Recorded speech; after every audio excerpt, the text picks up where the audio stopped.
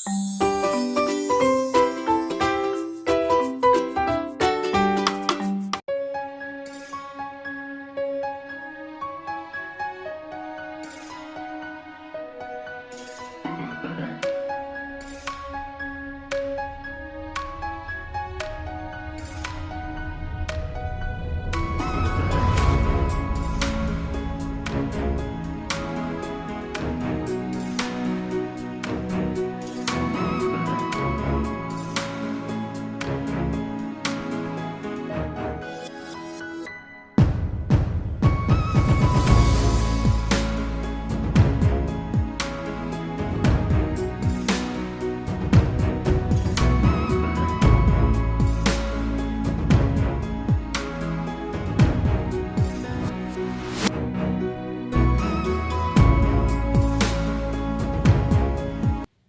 Hello friends, welcome back to my channel middle class lifestyle. ಇವತ್ತಿನ ಈ ವ್ಲಾಗ್ನ ಶುರು ಮಾಡ್ತಾ ಇದ್ದೀನಿ. ಇವತ್ತಿನ ವ್ಲಾಗಲ್ಲಿ ಕೇರಳದ ರಾಜಧಾನಿ ಆಗಿರುವಂತಹ ತ್ರಿವೇಂದ್ರಮಲ್ಲಿ ನಾವು ನೋಡಬೇಕಾದಂತಹ ಜಾಗಗಳು ಯಾವ್ದ್ಯಾವುದು, ಆ ಜಾಗಗಳ ವಿಶೇಷತೆ ಏನು, ಅವುಗಳನ್ನು ತಲುಪೋದು ಹೇಗೆ ಅನ್ನೋದ್ರ ಬಗ್ಗೆ ಸಂಪೂರ್ಣವಾಗಿ ಫುಲ್ ಇನ್ಫಾರ್ಮೇಷನ್ನ ನಿಮ್ಮ ಜೊತೆ ಹಂಚ್ಕೊಳ್ತೀನಿ. ಹಾಗಿದ್ರೆ ಇನ್ಯಾಕ್ ತಡ, ಬನ್ನಿ ವಿಡಿಯೋನ ಶುರು ಮಾಡೋಣ. ಕೇರಳ ಟ್ರಿಪ್ ಸೀರೀಸಲ್ಲಿ ಇದು 3ನೇ ವಿಡಿಯೋ. ಮೊದಲನೇ ವಿಡಿಯೋದಲ್ಲಿ ನಾವು ಬೆಂಗಳೂರಿಂದ ತ್ರಿವೇಂದ್ರಂನ ಯಾವ ರೀತಿ ಟ್ರೈನಲ್ಲಿ ರೀಚ್ ಆದ್ವಿ ಅನ್ನೋದನ್ನ ವ್ಲಾಗ್ ಮಾಡಿ ಅಪ್ಲೋಡ್ ಮಾಡಿದ್ದೆ. ಅದರಲ್ಲಿ ಟ್ರೈನ್ ಡೀಟೇಲ್ಸ್ ಪೂರ್ತಿಯಾಗಿ ಕೊಟ್ಟಿದ್ದೀನಿ. ಅಂದರೆ ಯಾವ ಟ್ರೈನು, ಟ್ರೈನ್ ನಂಬರು, ಹಾಗೆ ಎಷ್ಟು ಚಾರ್ಜ್ ಆಗುತ್ತೆ, ಯಾವ ರೀತಿ ರೀಚ್ ಆಗ್ತೀವಿ ಅನ್ನೋದೆಲ್ಲದನ್ನು ಕೂಡ ಫುಲ್ ಇನ್ಫಾರ್ಮೇಷನ್ ಕೊಟ್ಟಿದ್ದೆ. ಅದೇ ರೀತಿಯಲ್ಲಿ ತ್ರಿವೇಂದ್ರಂಗೆ ರೀಚ್ ಆದಮೇಲೆ ತ್ರಿವೇಂದ್ರಮಲ್ಲಿರುವಂಥ ಒಂದು ಸುಪ್ರಸಿದ್ಧ ದೇವಸ್ಥಾನ ಅನಂತ ಪದ್ಮನಾಭ ಸ್ವಾಮಿ ದೇವಸ್ಥಾನದ ಹಿನ್ನೆಲೆ ಏನು, ಇತಿಹಾಸ ಏನು, ಆ ದೇವಸ್ಥಾನದಲ್ಲಿ ಯಾವೆಲ್ಲ ಪ್ರೊಸೀಜರ್ನ ನೀವು ಫಾಲೋ ಮಾಡಬೇಕಾಗತ್ತೆ ದೇವರ ದರ್ಶನಕ್ಕೆ ಹೋಗುವಾಗ, ಹಾಗೆ ಆ ದೇವಸ್ಥಾನಕ್ಕೆ ಪ್ರಪಂಚದ ಅತ್ಯಂತ ಶ್ರೀಮಂತ ದೇವಸ್ಥಾನ ಅಂತ ಯಾಕೆ ಕರೀತಾರೆ ಅನ್ನೋದೆಲ್ಲದನ್ನು ಕೂಡ ಈಗಾಗಲೇ ವಿಡಿಯೋ ಮಾಡಿ ಅಪ್ಲೋಡ್ ಮಾಡಿದ್ದೀನಿ. ನೀವೇನಾದರೂ ಲಾಸ್ಟ್ 2 ವಿಡಿಯೋಸ್ ನೋಡಿರಲಿಲ್ಲ ಅಂದರೆ ನಾನು ಡಿಸ್ಕ್ರಿಪ್ಷನ್ ಬಾಕ್ಸಲ್ಲಿ 2 ವಿಡಿಯೋಗಳ ಲಿಂಕ್ ಕೊಟ್ಟಿರ್ತೀನಿ, ದಯವಿಟ್ಟು ಹೋಗಿ ಚೆಕ್ ಮಾಡಿ. ಇದು ಆ ವಿಡಿಯೋ ಆದ ನಂತರ ಕಂಟಿನ್ಯೂಷನ್ ಪಾರ್ಟು. ನಾವು ತ್ರಿವೇಂದ್ರಮಲ್ಲಿ ಇನ್ನೂ ಬೇರೆ ಬೇರೆ ಯಾವ್ಯಾವ ಪ್ಲೇಸಸ್ಗಳನ್ನ ನೋಡ್ಬೋದು ಅನ್ನೋದನ್ನು ತೋರಿಸ್ಕೊಡ್ತಾ ಇದ್ದೀನಿ ಈ ವಿಡಿಯೋದಲ್ಲಿ. ಬನ್ನಿ, ಹಾಗಿದ್ರೆ ತಡ ಮಾಡೋದು ಬೇಡ, ವಿಡಿಯೋನ ಶುರು ಮಾಡೋಣ. ನಾವು ಟ್ರೈನಲ್ಲಿ ಬೆಂಗಳೂರಿಂದ ತ್ರಿವೇಂದ್ರಮ್ಗೆ ಬಂದಿದ್ದ ನಂತರ ತ್ರಿವೇಂದ್ರಮ್ ರೈಲ್ವೆ ಸ್ಟೇಷನಲ್ಲಿ ಒಂದು ಆಟೋ ಬುಕ್ ಮಾಡ್ಕೊಂಡಿದ್ವಿ. ಆಟೋ ಡ್ರೈವರ್ ಹತ್ರನೇ ಒಂದು ಒಳ್ಳೆ ರೂಮ್ ತೋರಿಸೋದಕ್ಕೆ ಹೇಳಿದ್ವಿ ಬಡ್ಜೆಟಲ್ಲಿ. ಅವರು ದೇವಸ್ಥಾನದ ಹತ್ರನೇ ಇರುವಂಥ ಒಂದು ರೂಮ್ ತೋರಿಸಿದ್ರು. 1300 ರುಪೀಸ್ಗೆ ಈ ರೂಮ್ ನಮಗೆ ಸಿಕ್ತು.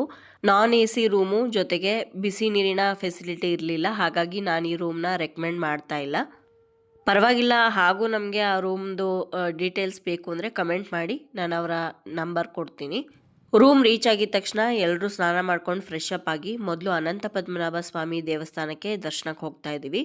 ಕೇರಳದಲ್ಲಿರುವಂಥ ಆಲ್ಮೋಸ್ಟ್ ಎಲ್ಲ ದೇವಸ್ಥಾನಗಳನ್ನು ಕೂಡ ಮಧ್ಯಾಹ್ನ ಟೈಮಲ್ಲಿ ಕ್ಲೋಸ್ ಮಾಡ್ತಾರೆ. ಸುಮಾರು 12:30 ಸಂಜೆ 5 ಗಂಟೆವರೆಗೂ.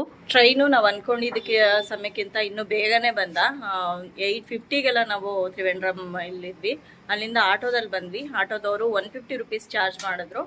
ಇವಾಗ ಆಟೋ ಮಾಡ್ಕೊಂಡೆ ದೇವಸ್ಥಾನಕ್ಕೆ ಹೋಗ್ತಾ ಇದ್ವಿ. ದೇವಸ್ಥಾನದಿಂದ ಬರೀ ಒಂದು 900 ಮೀಟರ್ ಅಷ್ಟು ದೂರದಲ್ಲಿ ರೂಮ್ ಮಾಡಿದೀವಿ, ವಾಕಬಲ್ ಡಿಸ್ಟೆನ್ಸು. ಬಟ್ ಇವಾಗ ಟೈಮ್ ಆಗಿರೋದ್ರಿಂದ 12 ಗಂಟೆಗೆ ದೇವಸ್ಥಾನ ಕ್ಲೋಸ್ ಆಗೋಗುತ್ತೆ. ಹಾಗಾಗಿ ಆಟೋದಲ್ಲೇ ಹೋಗ್ತಾ ಇದ್ದೀವಿ. ಮತ್ತೆ ಇದು ಒಂದ್ಸಲಿ ದೇವ್ರ ದರ್ಶನ ಮಾಡ್ಕೊಂಡು ಬಂದ್ಮೇಲೆ ಇಲ್ಲಿ ಲೋಕಲ್ ಸೈಟ್ ಸೀಯಿಂಗು ಕೂಡ ಅದೇ ಆಟೋದವ್ರನ್ನ ಬುಕ್ ಮಾಡ್ಕೊಂಡಿದೀವಿ. ಅವರೇ ಕರ್ಕೊಂಡೋಗಿ ಎಲ್ಲ ಪಕ್ಕದಲ್ಲಿರೋವಂಥ ಸೈಟ್ ಸೀಯಿಂಗನ್ನೆಲ್ಲ ತೋರಿಸ್ಕೊಂಡು ಬರ್ತಾರೆ. ಸುಮಾರಷ್ಟು ದೇವಸ್ಥಾನಗಳು ಇದೆ, ಅದನ್ನೆಲ್ಲ ತೋರಿಸ್ಕೊಂಡು ಬರ್ತಾರೆ.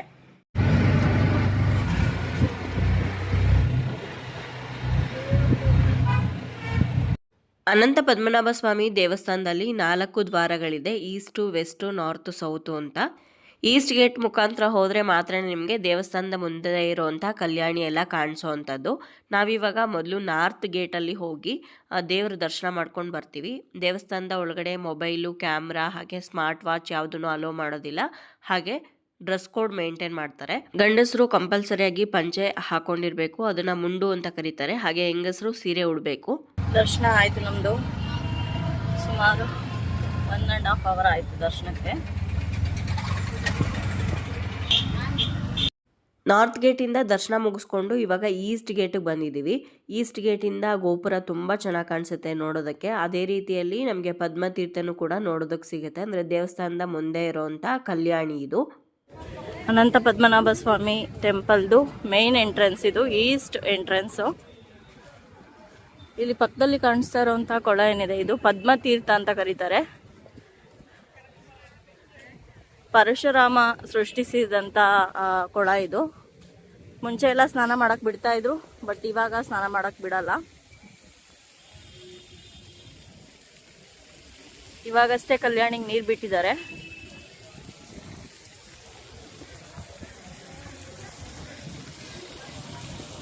ತುಂಬಾನೇ ಚೆನ್ನಾಗಿದೆ. ಇಲ್ಲಿಂದ ದೇವಸ್ಥಾನ ನೋಡೋದೇ ಒಂದು ಸಂತೋಷ, ಸಕ್ಕದಾಗಿ ಕಾಣಿಸ್ತಾ ಇದೆ.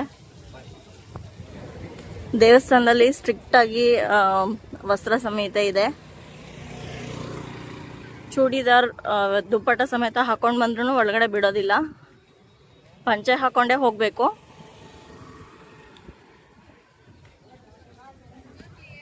ಎಲ್ಲ ಶಾಪಿಂಗ್ ಎಲ್ಲ ಇದೆ.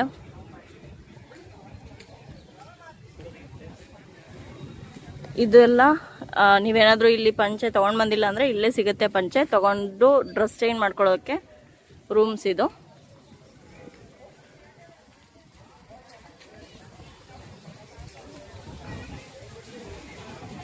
ಇಲ್ಲಿ ನಿಮ್ಮ ಮೊಬೈಲ್ ಫೋನ್ಸ್ ಯಾವುದೂ ಅಲೋ ಮಾಡೋದಿಲ್ಲ. ಇಲ್ಲಿ ಕ್ಲಾಕ್ ರೂಮ್ ಇದೆ. ಇಲ್ಲಿ ನಿಮ್ಮ ಲಗೇಜು ಹಾಗೆ ಫೋನ್ನೆಲ್ಲ ಇಟ್ಬಿಟ್ಟು ಹೋಗಬೇಕಾಗತ್ತೆ.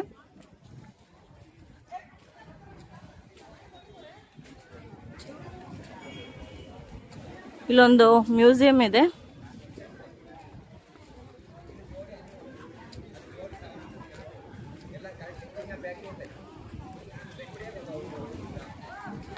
ಇಲ್ಲಿ ಡ್ರೆಸ್ ಚೇಂಜಿಂಗ್ ಫೆಸಿಲಿಟಿ ಎಲ್ಲ ಇದೆ ನೋಡಿ. ಅನಂತ ಪದ್ಮನಾಭ ಸ್ವಾಮಿದು ಗೋಪುರ.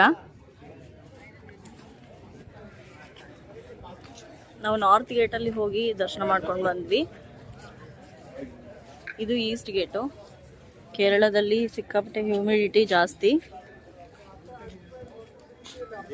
ದೇವಸ್ಥಾನದ ಫುಲ್ ಇತಿಹಾಸವನ್ನು ನಾನು ಹಿಂದಿನ ವಿಡಿಯೋದಲ್ಲಿ ತಿಳಿಸ್ಕೊಟ್ಟಿದ್ದೀನಿ. ಯಾರಾದರೂ ನೋಡಿರಲಿಲ್ಲ ಅಂದರೆ ದಯವಿಟ್ಟು ಹೋಗಿ ವಿಡಿಯೋನ ಚೆಕ್ ಮಾಡಿ. ಪದ್ಮನಾಭ ಸ್ವಾಮಿ ದೇವಸ್ಥಾನದ ದರ್ಶನ ಮುಗಿಸ್ಕೊಂಡು ಬಂದು ಇವಾಗ ಸೈಟ್ ಸೀಯಿಂಗ್ಗೆ ಅಂತ ಹೋಗ್ತಾ ಇದ್ದೀವಿ. ಬೆಳಗ್ಗೆಯಿಂದನೂ ಆಟೋ ಬುಕ್ ಮಾಡ್ಕೊಂಡ್ಬಿಟ್ಟಿದ್ದೀವಿ. ಅವರೇ ನಮ್ಮ ರೈಲ್ವೆ ಸ್ಟೇಷನಿಂದ ಕರ್ಕೊಂಡು ಬಂದು ಮತ್ತೆ ದೇವಸ್ಥಾನ ಹತ್ರ ಕರ್ಕೊಂಡು ಹೋಗಿ ಇವಾಗ ರಿಟರ್ನು ಸೈಟ್ ಸೀಯಿಂಗಿಗೆ ಕರ್ಕೊಂಡು ಹೋಗ್ತಾ ಇದ್ದಾರೆ.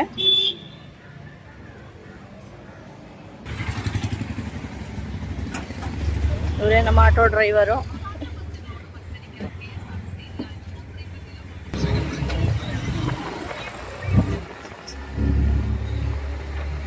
ತ್ರಿವೇಂದ್ರಮಲ್ಲಿ ಅನಂತ ಪದ್ಮನಾಭ ಸ್ವಾಮಿ ದೇವಸ್ಥಾನ ಬಿಟ್ಟು ಇನ್ನೂ ನೋಡಬೇಕಾದಂತಹ ಸಾಕಷ್ಟು ಜಾಗಗಳಿದೆ. ಸುಮಾರಷ್ಟು ದೇವಸ್ಥಾನಗಳಿದೆ. ಹಾಗೆ ಬೀಚ್ಗಳು, ಹಾಗೆ ನೀವೇನಾದರೂ ಬೋಟಿಂಗ್ ಮಾಡ್ತೀರಾ ಅಂತಂದರೆ ಬ್ಯಾಕ್ ವಾಟರಲ್ಲಿ, ಮ್ಯಾಂಗ್ರೋವ್ ಫಾರೆಸ್ಟಲ್ಲಿ, ಅದೆಲ್ಲ ಪ್ಲೇಸಸ್ಗಳು ಕೂಡ ತುಂಬ ಚೆನ್ನಾಗಿದೆ. ನೀವು ತ್ರಿವೇಂದ್ರಮ್ನೇ ಕಂಪ್ಲೀಟಾಗಿ ನೋಡಬೇಕು ಅಂದರೆ ಅಟ್ಲೀಸ್ಟ್ 2 days ಆದರೂ ಬೇಕಾಗತ್ತೆ. ಆದರೆ ಒಂದೇ ದಿನದಲ್ಲಿ ಮೇನ್ ಪ್ಲೇಸಸ್ನ ನೋಡ್ತೀರಾ ಅಂತಂದರೆ ನಿಮಗೆ ರೈಲ್ವೆ ಸ್ಟೇಷನಲ್ಲಾಗಿರ್ಬೋದು ಅಥವಾ ಬಸ್ ಸ್ಟ್ಯಾಂಡಲ್ಲಾಗಿರ್ಬೋದು ಅಥವಾ ಅನಂತ ಪದ್ಮನಾಭ ಸ್ವಾಮಿ ದೇವಸ್ಥಾನದ ಮುಂದೆನೂ ಕೂಡ ಸಾಕಷ್ಟು ಆಟೋ ಆದವರು ಇರ್ತಾರೆ. ಅವ್ರದ್ದು ಒಂದು ಪ್ಯಾಕೇಜ್ ಇರುತ್ತೆ. 1500 ರುಪೀಸ್ಗೆ ಕೆಲವೊಂದು ಪ್ಲೇಸಸ್ನ ತೋರಿಸ್ಕೊಂಡು ಬಂದು ಬಿಡೋ ಹಾಗೆ ನೀವು ಅದನ್ನು ಸೆಲೆಕ್ಟ್ ಮಾಡ್ಕೊಬೋದು. ಲಕ್ಕೀಲಿ ನಮಗೆ ರೈಲ್ವೆ ಸ್ಟೇಷನಲ್ಲೇ ಆಟೋದವರು ಸಿಕ್ಕಿದ್ರಲ್ಲ, ಅದೇ ಆಟೋದವರೇ ನಮಗೆ ಕಂಪ್ಲೀಟಾಗಿ ಅವತ್ತಿನ ದಿವಸ ಬೆಳಗ್ಗೆಯಿಂದ ಸಂಜೆವರೆಗೂ ಕೂಡ ನಮ್ಮ ಜೊತೆನೇ ಇದ್ದರು. ನಮ್ಮನ್ನ ರೈಲ್ವೆ ಸ್ಟೇಷನಿಂದ ರೂಮ್ವರೆಗೂ ಕರ್ಕೊಂಡು ಬಂದು ಬಿಟ್ಟು, ತಿರ್ಗಾ ರೂಮಲ್ಲಿನ ಫ್ರೆಶ್ ಅಪ್ ಆದಮೇಲೆ ದೇವಸ್ಥಾನ ಕರ್ಕೊಂಡೋಗಿ, ಆ ದೇವಸ್ಥಾನದಿಂದ ಮತ್ತೆ ನಮ್ಮನ್ನ ರೂಮಿಗೆ ಕರ್ಕೊಂಡು ಬಂದು ಮತ್ತೆ ನಾವು ಡ್ರೆಸ್ ಎಲ್ಲ ಚೇಂಜ್ ಮಾಡೋವರೆಗೂ ವೆಯ್ಟ್ ಮಾಡಿ, ಅನಂತರ ನಮ್ಮನ್ನ ಕರ್ಕೊಂಡೋಗಿ ಎಲ್ಲ ಹತ್ರದಲ್ಲಿರುವಂಥ ಪ್ಲೇಸಸ್ನ ತೋರಿಸ್ಕೊಂಡು ಬಂದು ರಾತ್ರಿ ಒಂದು 6:30-7 ಗಂಟೆಗೆ ನಮ್ಮ ರೂಮ್ ಹತ್ರನೇ ವಾಪಸ್ ಬಿಟ್ಟರು. 1500 ರುಪೀಸ್ ಅಷ್ಟೇ ಚಾರ್ಜ್ ಮಾಡಿದ್ದು.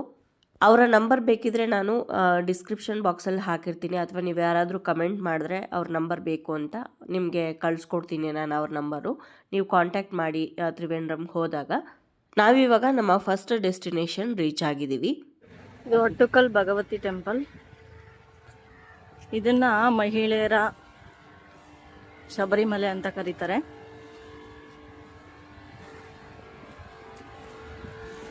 ಈ ದೇವಸ್ಥಾನ ವರ್ಲ್ಡ್ ರೆಕಾರ್ಡ್ಗೂ ಕೂಡ ಸೇರಿದೆ. ಇಲ್ಲಿ ಫೆಬ್ರವರಿ-ಮಾರ್ಚ್ ಟೈಮಲ್ಲಿ ಲಕ್ಷಾಂತರ ಮಹಿಳೆಯರು ಬಂದು ಈ ದೇವಸ್ಥಾನದ ಆವರಣದಲ್ಲಿ ಪೊಂಗಲನ್ನು ತಯಾರು ಮಾಡ್ತಾರೆ.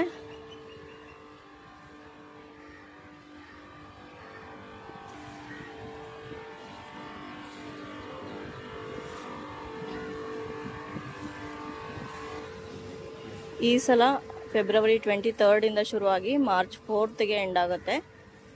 ಅಟ್ಟುಕಲ್ ಪೊಂಗಲ್ ಮಹೋತ್ಸವಂ. ಅಮ್ಮನವರು ಈ ರೀತಿ ಇರ್ತಾರೆ ದೇವರು ಒಳಗಡೆ.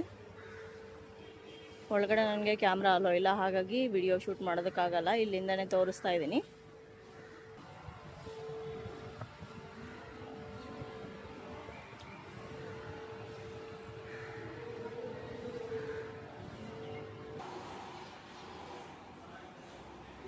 ದೇವಸ್ಥಾನ 1 ಗಂಟೆಯಿಂದ 5 ಗಂಟೆವರೆಗೂ ಕ್ಲೋಸ್ ಆಗಿರುತ್ತೆ. ನಾವು ಬಂದಾಗ ಕ್ಲೋಸ್ ಆಗಿದೆ, ದರ್ಶನ ಮಾಡೋಕ್ಕಾಗ್ತಾ ಇಲ್ಲ. ಟೈಮಿಂಗ್ಸ್ ನೋಡ್ಕೊಂಡು ಬನ್ನಿ. ಕೇರಳದಲ್ಲಿ ಆಲ್ಮೋಸ್ಟ್ ಎಲ್ಲ ದೇವಸ್ಥಾನದಲ್ಲೂ ಕೂಡ ದೇವಸ್ಥಾನದ ಒಳಗಡೆ ಅಲ್ಲ, ಹೊರಗಡೆ ಕೂಡ ನಮಗೆ ವಿಡಿಯೋ ಮಾಡೋದಕ್ಕೆ ಅಲೋ ಮಾಡೋದಿಲ್ಲ. ತುಂಬಾ ಸ್ಟ್ರಿಕ್ಟ್ ಆಗಿರ್ತಾರೆ ಇಲ್ಲಿ. ನೀವೇನಾದರೂ ವಿಡಿಯೋ ಶೂಟ್ ಮಾಡ್ತಾ ಇದ್ರೆ ಅಂತ ಗೊತ್ತಾದರೆ ಮೊಬೈಲ್ನೇ ಕಿತ್ಕೊಂಡ್ಬಿಡ್ತಾರೆ. ಹಾಗಾಗಿ ನನ್ನ ಕೈಲಿ ಎಷ್ಟು ಸಾಧ್ಯ ಆಗುತ್ತೋ ಅಷ್ಟರ ಮಟ್ಟಿಗೆ ಮಾತ್ರನೇ ವಿಡಿಯೋ ಮಾಡೋದಕ್ಕೆ ಟ್ರೈ ಮಾಡಿದ್ದೀನಿ.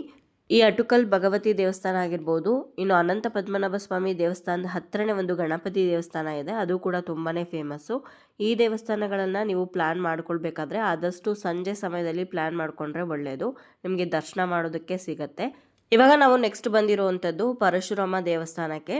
ಪರಶುರಾಮ ಯಾರು ಅಂತ ನಿಮ್ಮೆಲ್ಲರಿಗೂ ಗೊತ್ತಿರ್ಬೋದು. ವಿಷ್ಣುವಿನ 6ನೇ ಸ್ವರೂಪವಾಗಿ ಈ ಪರಶುರಾಮರು ಈ ಭೂಮಿಯಲ್ಲಿ ಜನಿಸ್ತಾರೆ. ಇನ್ನು ಕೇರಳಕ್ಕೂ ಈ ಪರಶುರಾಮರಿಗೂ ಒಂದು ಅವಿನಾಭಾವ ಸಂಬಂಧ ಇದೆ. ಅದೇನೆಂದರೆ ಕೇರಳ ರಾಜ್ಯವನ್ನು ಸೃಷ್ಟಿ ಮಾಡಿದ್ದೇ ಪರಶುರಾಮ ಅಂತ ಹೇಳ್ತಾರೆ. ಇನ್ನು ಈ ದೇವಸ್ಥಾನ ತ್ರಿವೇಂದ್ರಂಯಿಂದ 5 ಕಿಲೋಮೀಟರ್ ದೂರದಲ್ಲಿರುತ್ತೆ. ನಾವು ಈ ದೇವಸ್ಥಾನಕ್ಕೆ ಹೋದಾಗ ಈ ದೇವಸ್ಥಾನ ಕೂಡ ಕ್ಲೋಸ್ ಆಗಿತ್ತು. ಯಾಕಂದರೆ ಮಧ್ಯಾಹ್ನ ಟೈಮಲ್ಲಿ ಎಲ್ಲ ದೇವಸ್ಥಾನಗಳು ಕೇರಳದಲ್ಲಿ ಕ್ಲೋಸ್ ಆಗುತ್ತೆ.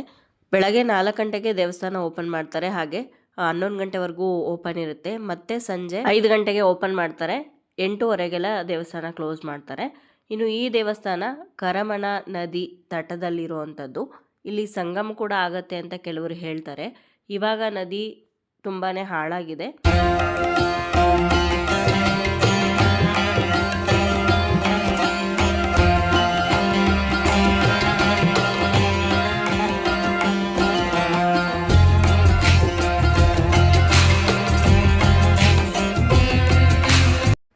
ದೇವಸ್ಥಾನ ಓಪನ್ ಇದ್ದರೂ ಕೂಡ ಇಷ್ಟೇ ತೋರಿಸೋದಕ್ಕೆ ಸಾಧ್ಯ ಆಗ್ತಾ ಇದ್ದಿದ್ದು. ಯಾಕಂದರೆ ದೇವಸ್ಥಾನದ ಒಳಗಡೆ ಕ್ಯಾಮ್ರಾ ಅಲೋ ಇಲ್ಲ. ಜೊತೆಗೆ ಈ ದೇವಸ್ಥಾನದಲ್ಲೂ ಕೂಡ ಒಳಗಡೆ ನಾವು ಪಂಚೆ ಹಾಗೆ ಲುಂಗಿ ಹಾಕ್ಕೊಂಡೇ ಹೋಗಬೇಕು. ದೇವಸ್ಥಾನದ ಒಳಗಡೆ ಗರ್ಭಗುಡಿ ಹತ್ರ ಹೋದಾಗ ಶರ್ಟು ಹಾಗೆ ಬನಿಯನ್ನು ಕೂಡ ರಿಮೂವ್ ಮಾಡಬೇಕು ದೇವ್ರ ದರ್ಶನ ಮಾಡುವಾಗ ಗಂಡಸರು. ಬಾಗ್ಲತ್ರನೇ ಪರಶುರಾಮನಿಗೆ ನಮಸ್ಕಾರ ಮಾಡಿಕೊಂಡು ಇಲ್ಲಿಂದ ಹೊರಡ್ತಾ ಇದ್ದೀವಿ ಇವಾಗ. ಇನ್ನು ನಮ್ಮ 3ನೇ ಡೆಸ್ಟಿನೇಷನ್ ಬಂದು ತಿರುವನಂತಪುರಮಿಂದ 26 ಕಿಲೋಮೀಟರ್ ದೂರದಲ್ಲಿರುವಂಥ ಚಂಕಲ್ ಮಹೇಶ್ವರಂ ದೇವಸ್ಥಾನಕ್ಕೆ. ಈ ದೇವಸ್ಥಾನ ಚಂಕಲ್ ಅನ್ನೋ ಒಂದು ಗ್ರಾಮದಲ್ಲಿ ಇರುವಂಥದ್ದು. ಇಲ್ಲಿನ ವಿಶೇಷತೆ ಏನು ಅಂತಂದರೆ ವಿಶ್ವದಲ್ಲೇ ಅತಿ ಎತ್ತರವಾದಂತಹ ಶಿವಲಿಂಗವನ್ನು ಇಲ್ಲಿ ನಿರ್ಮಾಣ ಮಾಡಿದ್ದಾರೆ. ಮೊದಲಿಗೆ ವಿಶ್ವದ ಅತ್ಯಂತ ಎತ್ತರವಾದಂತಹ ಲಿಂಗ ನಮ್ಮ ಕರ್ನಾಟಕದಲ್ಲಿತ್ತು, ಅದು ಕೋಟಿಲಿಂಗೇಶ್ವರದಲ್ಲಿ. ಆದರೆ ಈಗ ಕೇರಳದಲ್ಲಿ ಅದಕ್ಕೂ ಎತ್ತರವಾಗಿ ಕಟ್ಟಿರುವಂಥ ಈ ಚಂಕಲ್ ಮಹೇಶ್ವರಂ ದೇವಸ್ಥಾನದಲ್ಲಿರುವಂಥ ಶಿವಲಿಂಗಕ್ಕೆ ಆ ಒಂದು ಖ್ಯಾತಿ ಸೇರಿದೆ.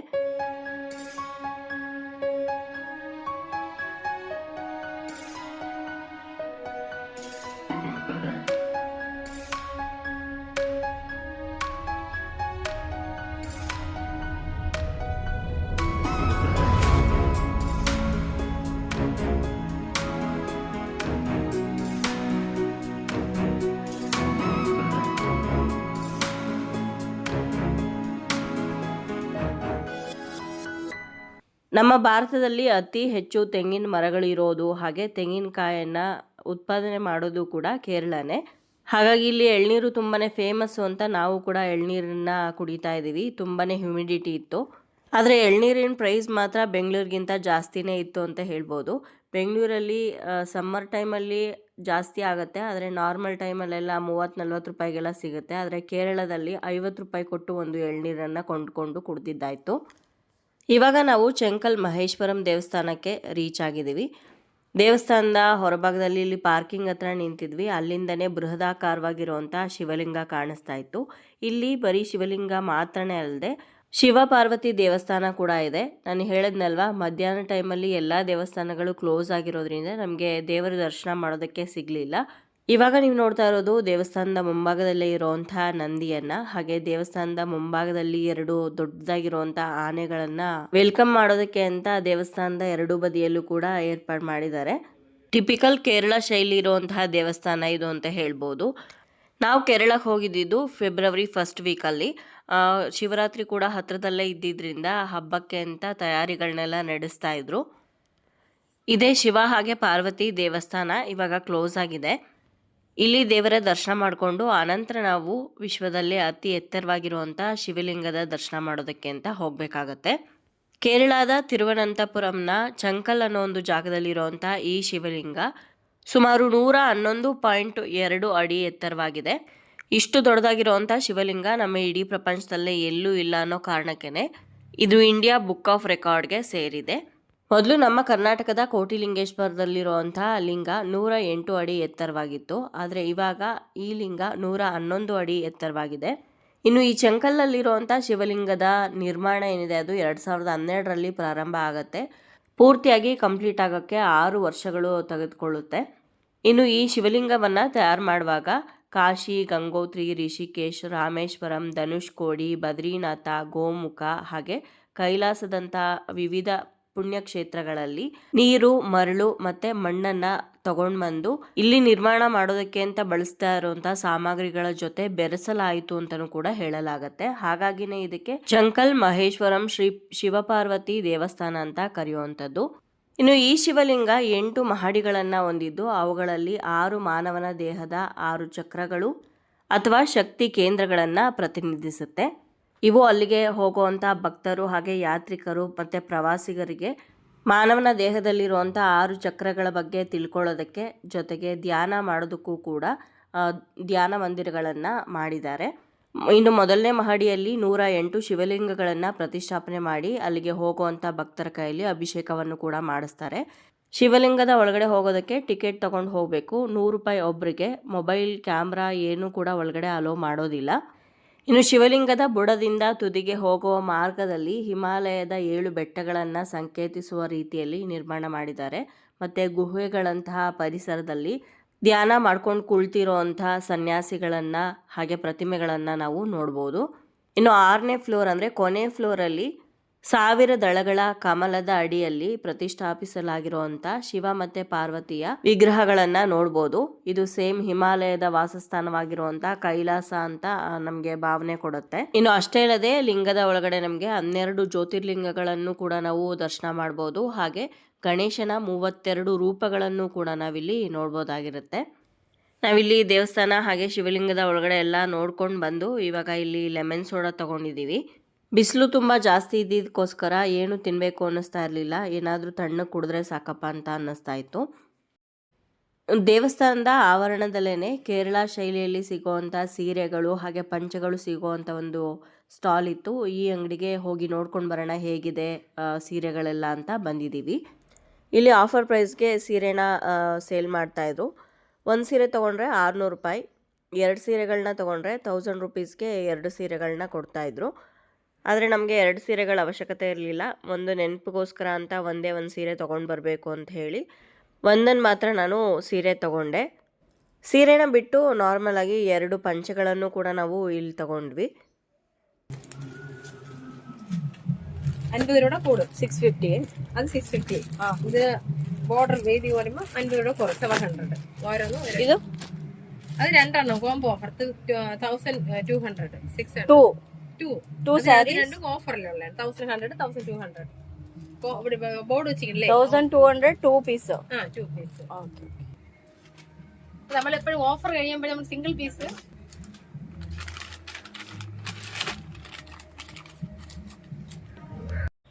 ನೀವು ಈ ಚಂಕಲ್ ಮಹೇಶ್ವರಂ ದೇವಸ್ಥಾನಕ್ಕೆ ಬಂದಾಗ ಈ ಒಂದು ಅಂಗಡಿಲಿ ಟ್ರೈ ಮಾಡ್ಬೋದು. ಕೇರಳ ಸ್ಯಾರೀಸು ಹಾಗೆ ಪಂಚೆಗಳು ಎಲ್ಲ ಸಿಗುತ್ತೆ.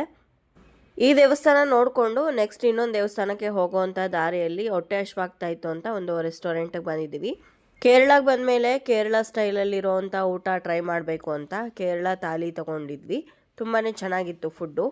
ಇಲ್ಲಿ ಏನೇ ಅಡುಗೆ ಪ್ರಿಪೇರ್ ಮಾಡಿದ್ರು ಅದಕ್ಕೆ ತೆಂಗಿನಕಾಯಿ ಹಾಗೆ ತೆಂಗಿನ ಎಣ್ಣೆನ ಬಳಸಿ ಮಾಡ್ತಾರೆ. ಇಲ್ಲಿ ಊಟ ಮುಗಿಸಿ ನೆಕ್ಸ್ಟ್ ನಾವು ಬಂದಿದ್ದು ತ್ರಿವೇಂದ್ರಮಲ್ಲಿ ತುಂಬಾ ಫೇಮಸ್ ಆಗಿರುವಂಥ ಒಂದು ಪ್ಲೇಸ್ಗೆ. ಅಜಿಮಲ ಶಿವ ಟೆಂಪಲ್ ಅಂತ ಈ ಒಂದು ಜಾಗದ ಹೆಸರು. ಇಲ್ಲಿ ಪಾರ್ಕಿಂಗ್ ಚಾರ್ಜಸ್ನ ಪೇ ಮಾಡಬೇಕು, 20 ರುಪೀಸ್. ಇಲ್ಲಿ ಶಿವ ಹಾಗೆ ಪಾರ್ವತಿ ದೇವಸ್ಥಾನ ಕೂಡ ಇದೆ. ನಾವು ಬಂದಾಗ 4 ಗಂಟೆ ಆಗಿತ್ತು, ದೇವಸ್ಥಾನ ಕ್ಲೋಸ್ ಇತ್ತು. ಆದರೆ ನಾವಿಲ್ಲಿಂದ ಹೊರಡುವಾಗ 5 ಗಂಟೆಗೆ ದೇವಸ್ಥಾನ ಓಪನ್ ಮಾಡಿದ್ರು. ಆವಾಗ ದೇವರ ದರ್ಶನ ಮಾಡ್ಕೊಂಡು ಹೋದ್ವಿ ನಾವು. ತ್ರಿವೇಂದ್ರಮಲ್ಲಿ ಯಾವ ಪ್ಲೇಸ್ ಮಿಸ್ ಮಾಡಿಕೊಂಡ್ರು ಈ ಪ್ಲೇಸ್ನ ಖಂಡಿತವಾಗ್ಲೂ ಮಿಸ್ ಮಾಡ್ಕೊಳ್ಳೋದಕ್ಕೆ ಹೋಗಬೇಡಿ. ಯಾಕಂದರೆ ಇಲ್ಲಿ ಬೀಚ್ ಇದೆ, ಜೊತೆಗೆ ಕೇವ್ ಟೆಂಪಲ್ ಇದೆ, ಹಾಗೆ 58 ಅಡಿ ಎತ್ತರವಾಗಿರುವಂಥ ಶಿವನ ಸ್ಟ್ಯಾಚ್ಯೂ ಇದೆ. ಪ್ರಕೃತಿ ತುಂಬಾ ಚೆನ್ನಾಗಿದೆ ನೋಡೋದಕ್ಕೆ. ಸಮುದ್ರಕ್ಕೆ ಹೊಂದ್ಕೊಂಡಿರುವಂಥ ಶಿವನ ದೇವಸ್ಥಾನ, ಹಾಗೆ ಒಂದು ಕಡೆ ಪೂರ್ತಿಯಾಗಿ ತೆಂಗಿನ ಮರಗಳ ಗುಂಪಲ್ಲಿರುವಂಥ ಹೋಮ್ ಸ್ಟೇಗಳು. ಆ ಹೋಮ್ ಸ್ಟೇಗಳ ಮಧ್ಯದಲ್ಲಿ ಆಯುರ್ವೇದಿಕ್ ಹಾಸ್ಪಿಟಲ್ಗಳು, ಸ್ಪಾಗಳು ಎಲ್ಲದೂ ಇದೆ. ಇಲ್ಲೇ ಬಂದು ಸಾಕಷ್ಟು ಜನ ಟೂರಿಸ್ಟ್ ಸ್ಟೇ ಆಗಿ ಆಯುರ್ವೇದಿಕ್ ಟ್ರೀಟ್ಮೆಂಟನ್ನೆಲ್ಲ ತೊಗೊತಾರೆ. ಇಲ್ಲಿ ಸ್ಟೇ ಆಗುವಂಥ 3% ಜನಗಳೆಲ್ಲ ಫಾರಿನರ್ಸೇ ಆಗಿರ್ತಾರೆ.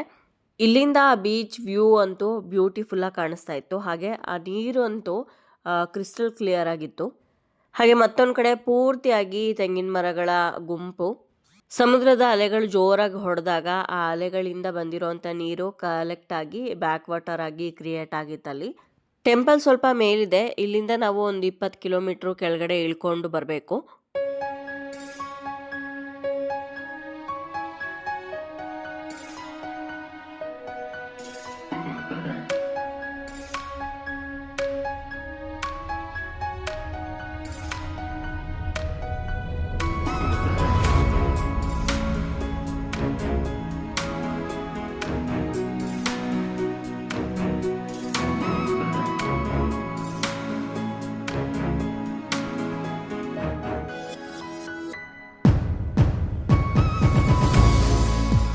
ಇಲ್ಲಿ ನೀರು ತುಂಬಾನೇ ಕ್ಲೀನ್ ಆಗಿತ್ತು ಅಂತ ಅಂದ್ಬಿಟ್ಟು ನನ್ನ ಮಗ ಹಾಗೆ ನನ್ನ ಹಸ್ಬೆಂಡ್ ಇಬ್ರು ಆಟ ಆಡೋದಕ್ಕೆ ಅಂತ ಹೋದ್ರು. ಆದ್ರೆ ಇಲ್ಲಿ ಸಮುದ್ರ ಸ್ವಲ್ಪ ತುಂಬಾನೇ ಆಳ ಇರೋದ್ರಿಂದ ಅಲ್ಲಿ ಲೈಫ್ ಗಾರ್ಡ್ಸ್ ಎಲ್ಲ ಇರ್ತಾರಲ್ಲ.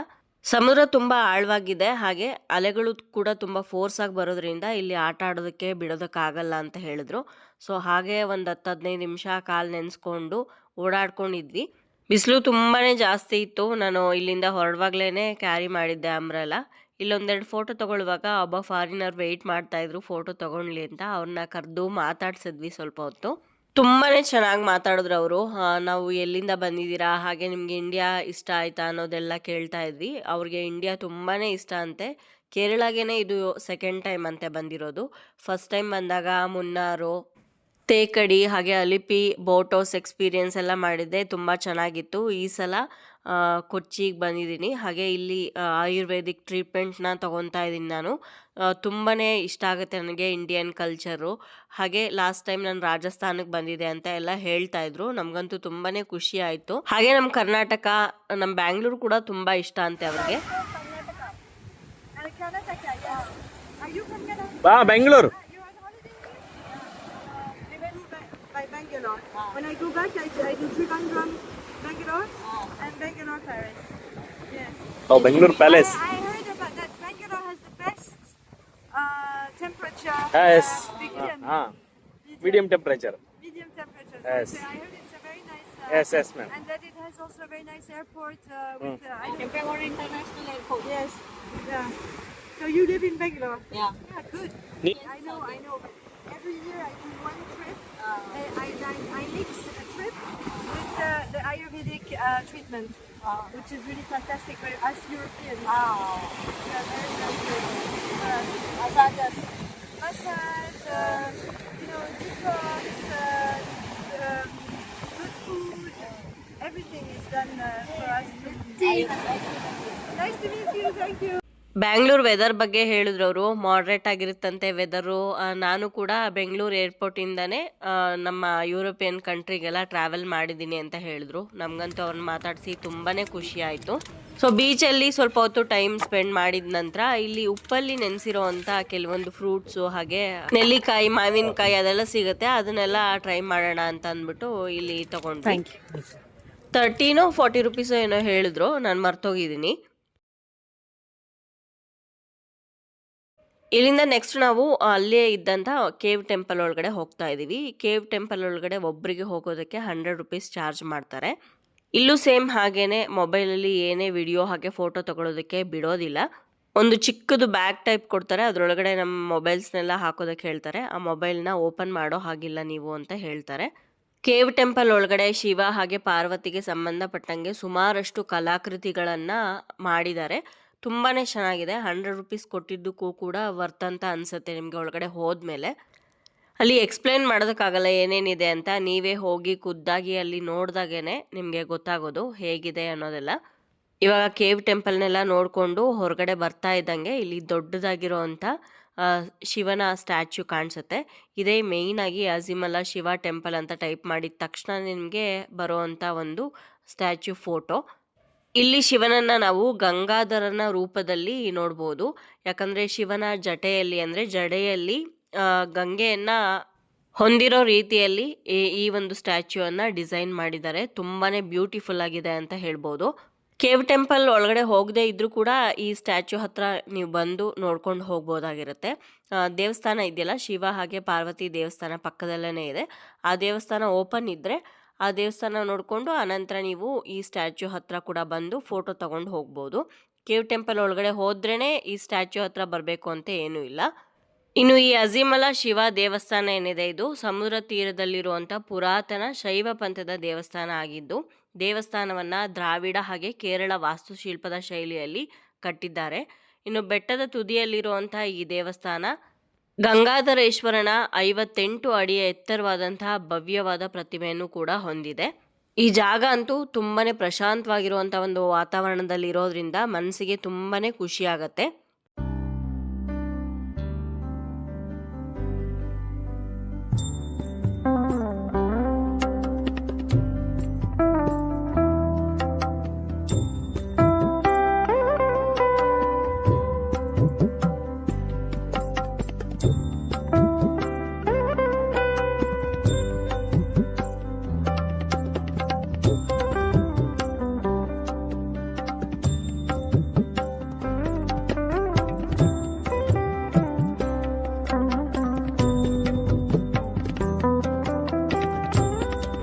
ನಾವಿಲ್ಲಿ ಕೇವ್ ಟೆಂಪಲನ್ನು ನೋಡಿಕೊಂಡು ಅದೇ ರೀತಿಯಲ್ಲಿ ಗಂಗಾಧರೇಶ್ವರನ ವಿಗ್ರಹವನ್ನು ಕೂಡ ನೋಡಿಕೊಂಡು ದೇವರ ದರ್ಶನವನ್ನು ಕೂಡ ಮಾಡಿ ಈ ಜಾಗದಿಂದ ಮತ್ತೊಂದು ಜಾಗಕ್ಕೆ ಹೋಗ್ತಾ ಇದ್ದೀವಿ. ಅದೇ ತ್ರಿವೇಂದ್ರಂನ ಮೋಸ್ಟ್ ಹ್ಯಾಪನಿಂಗ್ ಪ್ಲೇಸ್ ಅಂತ ಹೇಳ್ಬೋದು ಇದನ್ನು, ಕೋವಲಂ ಬೀಚ್ಗೆ. ಇಲ್ಲಿಗೆ ಇನ್ನೊಂದು ಅರ್ಧ ಮುಕ್ಕಾಲು ಗಂಟೆ ಮುಂಚಿತವಾಗಿ ನಾವು ಬಂದಿದ್ರೆ ಲೈಟ್ ಹೌಸ್ನು ಕೂಡ ನೋಡ್ಬೋದಾಗಿತ್ತು. ಆದರೆ ನಾವು ಹೋಗೋ ಅಷ್ಟರಲ್ಲಿ ಲೈಟ್ ಹೌಸ್ ಕ್ಲೋಸ್ ಆಗಿತ್ತು. ಅಜಿಮಲ ಶಿವ ಟೆಂಪಲಲ್ಲಿ ಬೀಚ್ ಹತ್ರ ಯಾವ ರೀತಿ ಫಾರಿನರ್ಸ್ ಜಾಸ್ತಿ ಇರ್ತಾರೋ ಅದೇ ರೀತಿ ಕೋವಲಂ ಬೀಚಲ್ಲೂ ಕೂಡ ತುಂಬಾ ಫಾರಿನರ್ಸ್ ಇರ್ತಾರೆ. ಇಲ್ಲಿ ನಿಮಗೆ ಶಾಪಿಂಗ್ ಮಾಡೋದಕ್ಕೆ ಅಥವಾ ತಿನ್ನೋದಕ್ಕೆ, ಕುಡಿಯೋದಕ್ಕೆ ಬಾರ್ ಆ್ಯಂಡ್ ರೆಸ್ಟೋರೆಂಟ್ಸ್ ಆಗಿರ್ಬೋದು, ಅಥವಾ ಮಸಾಜ್ ಮಾಡಿಸ್ಕೊತೀರಾ ಅಂತಂದರೆ ಕೇರಳದಲ್ಲಿ ಮಸಾಜ್ ತುಂಬಾ ಫೇಮಸ್ ಅಲ್ವಾ. ಮಸಾಜ್ ಸೆಂಟರ್ಗಳಿರುತ್ತೆ, DJ, ಪಬ್ಬು ಇದೆಲ್ಲ ಕೂಡ ಇರುತ್ತೆ. ನೈಟ್ ಟೈಮಲ್ಲಿ ನೀವು ವಾಕ್ ಮಾಡೋದಕ್ಕಾಗಿರ್ಬೋದು ಅಥವಾ ಫ್ರೆಂಡ್ಸ್ ಜೊತೆ ಪಾರ್ಟಿ ಎಂಜಾಯ್ ಮಾಡೋದಕ್ಕೆ ತುಂಬಾ ಚೆನ್ನಾಗಿರುವಂಥ ಒಂದು ಜಾಗ ಇದು. ಇನ್ನು ಈ ಬೀಚಲ್ಲಿ ಸ್ಪೋರ್ಟ್ಸ್ ಆ್ಯಕ್ಟಿವಿಟೀಸ್ಗಳು ಕೂಡ ತುಂಬಾ ಇರುತ್ತೆ. ಸ್ಪೀಡ್ ಬೋಟಲ್ಲಿ ಒಂದು ರೌಂಡ್ ಕರ್ಕೊಂಡು ಹೋಗಿ ಬರೋದಾಗಿರ್ಬೋದು ಅಥವಾ ಪ್ಯಾರಾಶೂಟ್ ಗ್ಲೈಡಿಂಗ್ ಆಗಿರ್ಬೋದು, ಈ ರೀತಿ ಬೇರೆ ಬೇರೆ ಸ್ಪೋರ್ಟ್ಸ್ ಆ್ಯಕ್ಟಿವಿಟೀಸ್ ಇರುತ್ತೆ, ವಾಟರ್ ಸ್ಪೋರ್ಟ್ಸು. ನಿಮಗೆ ಇಂಟ್ರೆಸ್ಟ್ ಇದ್ದರೆ ಖಂಡಿತವಾಗ್ಲೂ ನೀವೆಲ್ಲ ಟ್ರೈ ಮಾಡ್ಬೋದು. ಒಂದೇ ದಿವಸಕ್ಕೆ ಎಲ್ಲ ನೋಡ್ತೀವಿ ಅಂತಂದರೆ ಈ ಆ್ಯಕ್ಟಿವಿಟಿಗಳನ್ನೆಲ್ಲ ಮಾಡೋದಕ್ಕೆ ತುಂಬಾ ಕಷ್ಟ. ಹಾಗೆ ತುಂಬಾ ಜಾಸ್ತಿನೂ ಕೂಡ ಹೇಳ್ತಾರೆ. ಸ್ಪೀಡ್ ಬೋಟಲ್ಲಿ ಒಂದು ರೌಂಡ್ ಕರ್ಕೊಂಡು ಹೋಗಿ ಬರೋದಕ್ಕೇ 1000 ರುಪೀಸ್ ಆ ರೀತಿ ಎಲ್ಲ ಹೇಳ್ತಾರೆ. ನೀವು ಬಾರ್ಗೇನ್ ಮಾಡಿಬಿಟ್ಟು ಬೇಕಾದರೆ ಟ್ರೈ ಮಾಡ್ಬೋದು. ಇನ್ನು ಅಜಿಮಲ ಶಿವ ಟೆಂಪಲಲ್ಲಿ ನೀರಲ್ಲಿ ಆಟ ಆಡೋದಕ್ಕೆ ಬಿಡಲಿಲ್ಲ ಅಂತ ಹೇಳಿ ನನ್ನ ಮಗ ಇಲ್ಲಿ ನನ್ನ ಆಟ ಆಡಿಸ್ಲೇಬೇಕು ಅಂತ ಅವ್ರ ಅಪ್ಪನ ಬಲವಂತ ಮಾಡಿ ನೀರಲ್ಲಿ ಆಟ ಆಡಿಸು ಅಂತ ಕೇಳ್ಕೊತಾ ಇದ್ದಾನೆ. ಸನ್ಸೆಟ್ ಕೂಡ ಆಗ್ತಾ ಇತ್ತು. ಆದರೆ ನಮ್ಮ ಆಟೋದವರು ಬೆಳಗ್ಗೆಯಿಂದ ನಮ್ಮ ಜೊತೆನೇ ಇದ್ದಿದ್ದರಿಂದ ಬೇಗ ಒಂದು ಅರ್ಧ ಗಂಟೆಲೆಲ್ಲ ಮುಗಿಸ್ಕೊಂಡು ಬನ್ನಿ ಅಂತ ಹೇಳಿದರು. ಹಾಗಾಗಿ ನಾವಿಲ್ಲಿ ಜಾಸ್ತಿ ಹೊತ್ತೆಲ್ಲ ಇರಲಿಲ್ಲ, ಒಂದು ಅರ್ಧ ಗಂಟೆ ಇದ್ದು ವಾಪಸ್ ಹೊರಟ್ಬಿಟ್ವಿ.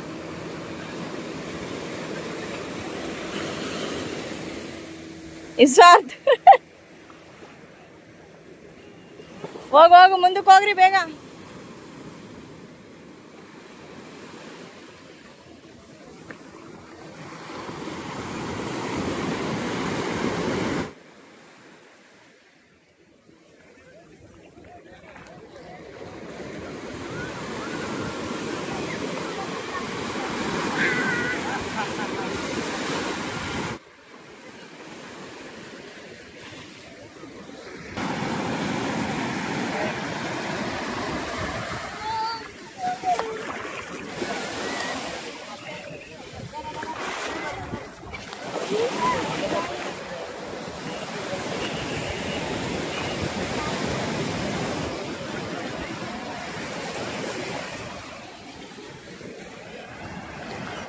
ಫುಲ್ ಇಲ್ಲಿಂದ ನಡ್ಕೊಂಡು ಹೋಗ್ಬೋದು. ಅಲ್ಲೊಂದು ಲೈಟ್ ಹೌಸ್ ಇದೆ. ಲೈಟ್ ಹೌಸು 5 o'clockಗೆಲ್ಲ ಕ್ಲೋಸ್ ಆಗಿಬಿಡುತ್ತೆ. ಸನ್ಸೆಟ್ ತುಂಬ ಚೆನ್ನಾಗಿ ಕಾಣಿಸುತ್ತೆ ಇಲ್ಲಿಂದ. ನಾವು ಬರೋ ಅಷ್ಟರಲ್ಲೇ ಲೇಟ್ ಆಯಿತು, ಲೈಟ್ ಹೌಸು ಕ್ಲೋಸ್ ಆಗಿಬಿಟ್ಟಿದೆ. ಅಜಿಮಲ ಶಿವ ಟೆಂಪಲ್ ಹತ್ರ ಆಟ ಆಡಕ್ಕೆ ಬಿಟ್ಟಿರಲಿಲ್ಲ, ಹಾಗಾಗಿ ಇಲ್ಲಿ ಆಟ ಆಡ್ತಾ ಇದ್ದಾರೆ. ಇಲ್ಲಿ ಉದ್ದಕ್ಕೂ ಸಮುದ್ರ ಇದೆ, ನಡ್ಕೊಂಡು ಹೋಗ್ಬೋದು. ಪಕ್ಕದಲ್ಲಿ ರೆಸ್ಟೋರೆಂಟ್ಸ್ ಇರುತ್ತೆ ತಿನ್ನೋದಕ್ಕೆಲ್ಲ. ತುಂಬಾನೇ ಫಾರಿನರ್ಸ್ ಇದ್ದಾರೆ ಇಲ್ಲಿ. ತುಂಬ ಚೆನ್ನಾಗಿದೆ ಪ್ಲೇಸು. ಆಮೇಲೆ ಸ್ಯಾಂಡು ಕೂಡ ನೈಸ್ ಆಗಿದೆ, ಬ್ಲ್ಯಾಕ್ ಸ್ಯಾಂಡ್ ಥರ. ಅಷ್ಟೊಂದೇನು ಕಾಲೆಲ್ಲ ಗಲೀಜಾಗಲ್ಲ ಅಲ್ವಾ, ಚೆನ್ನಾಗಿತ್ತು. ಇವಾಗ ನಾವು ಕೋವಲಂ ಬೀಚಿಂದ ವಾಪಸ್ ನಮ್ಮ ರೂಮ್ಗೆ ಹೋಗ್ತಾ ಇದ್ದೀವಿ. ಇಲ್ಲಿಗೆ ನಮ್ಮ Trivandrum first day tour package ಕಂಪ್ಲೀಟಾಗಿ ಮುಗಿಯುತ್ತೆ. ರೂಮ್ಗೆ ಹೋಗಿ ಸ್ವಲ್ಪ ಹೊತ್ತು ಫ್ರೆಶ್ ಅಪ್ ಎಲ್ಲ ಆದಮೇಲೆ ನೈಟ್ ಇನ್ನೊಂದ್ಸಲ ಹೋಗಿ ಅನಂತ ಪದ್ಮನಾಭ ಸ್ವಾಮಿ ದೇವರ ದರ್ಶನ ಪಡ್ಕೊಂಡು ಬರೋಣ ಅಂತ ಅಂದ್ಬಿಟ್ಟು ಹೋಗಿದ್ವಿ. ನಮಗೆ ಬೆಳಗ್ಗೆ ದರ್ಶನಕ್ಕಿಂತ ರಾತ್ರಿ ತುಂಬಾ ಅದ್ಭುತವಾಗಿ ದರ್ಶನ ಆಯಿತು. ಬೆಳಗ್ಗೆ ಲಿಟ್ರಲಿ ನನಗೆ ದೇವ್ರು ಏನಂದರೆ ಏನೂ ಕಾಣಿಸಿರ್ಲಿಲ್ಲ 3 ಬಾಗಿಲಲ್ಲೂ ಕೂಡ. ಆದರೆ ರಾತ್ರಿ ತುಂಬಾ ಚೆನ್ನಾಗಿ ಕಾಣಿಸ್ತಲ್ಲಿ ದೇವರು. ಹಾಗೆ ನಾವು ಹೋದಾಗ ವಿಶೇಷ ಪೂಜೆಯನ್ನು ಕೊನೆಗೆ ಶಯನಾರ್ತಿ ಎಲ್ಲ ಮಾಡಿಬಿಟ್ಟು ಕೊನೆ ಪೂಜೆ ಮಾಡಿ ನಮಗೆ ದರ್ಶನಕ್ಕೆ ಬಿಟ್ಟಿದ್ದು. ಸ್ವಲ್ಪ ಜನನೇ ದರ್ಶನಕ್ಕೆ ಬಿಟ್ಟಿದ್ರು, ನಾವೇ ಫಸ್ಟಲ್ಲಿದ್ವಿ. ಹಾಗಾಗಿ ತುಂಬಾ ಅದ್ಭುತವಾಗಿ ದೇವ್ರ ದರ್ಶನ ಆಯಿತು. ದರ್ಶನ ಆದಮೇಲೆ ದೇವಸ್ಥಾನದ ಹೊರಭಾಗದಲ್ಲಿ ಶಾಪಿಂಗಿಗೆಲ್ಲ ಸ್ವಲ್ಪ ಅಂಗಡಿಗಳಿತ್ತಲ್ಲ, ಅಲ್ಲೆಲ್ಲ ನೋಡ್ತಾ ಇದ್ದೀವಿ ಏನೇನಿದೆ ಅಂತ. ಕೇರಳದಲ್ಲಿ ತುಂಬಾ ಫೇಮಸ್ ಆಗಿರುವಂಥ ಬೋಟ್ಗಳಾಗಿರ್ಬೋದು, ಹಾಗೆ ಆನೆದು ಮುಖಗಳು, ಕಥಕ್ಕಳಿ ಫೇಸ್ದು, ಇದೆಲ್ಲ ತುಂಬ ಚೆನ್ನಾಗಿ ಸಿಗುತ್ತೆ ಇಲ್ಲಿ. ಹಾಗೆ ಅನಂತ ಪದ್ಮನಾಭ ಸ್ವಾಮಿ ವಿಗ್ರಹ ಆಗಿರ್ಬೋದು, ಕೇರಳ ಸೀರೆ ಪಂಚೆಗಳು ಹೊಸ್ದಾಗಿ ತೊಗೊತೀವಿ ಅಂತಂದ್ರೂ ಅದೆಲ್ಲ ಇಲ್ಲಿ ಸಿಗುತ್ತೆ. ಪರ್ಚೇಸ್ ಮಾಡೋಂಗಿದ್ರೆ ನೀವು ಮಾಡ್ಬೋದು. ನಾವಿಲ್ಲಿ ಏನೂ ತೊಗೊಳ್ಲಿಲ್ಲ, ಜಸ್ಟ್ ನೋಡಿದ್ವಿ ಅಷ್ಟೇ. ಇಲ್ಲಿಗೆ ನಮ್ಮ ಕೇರಳದ ಮೊದಲನೇ ದಿವಸ ಕಂಪ್ಲೀಟ್ ಆಗುತ್ತೆ. ಪೂರ್ತಿಯಾಗಿ ಇವತ್ತು ತ್ರಿವೇಂದ್ರಂನ ಎಕ್ಸ್ಪ್ಲೋರ್ ಮಾಡಿದ್ದೀವಿ.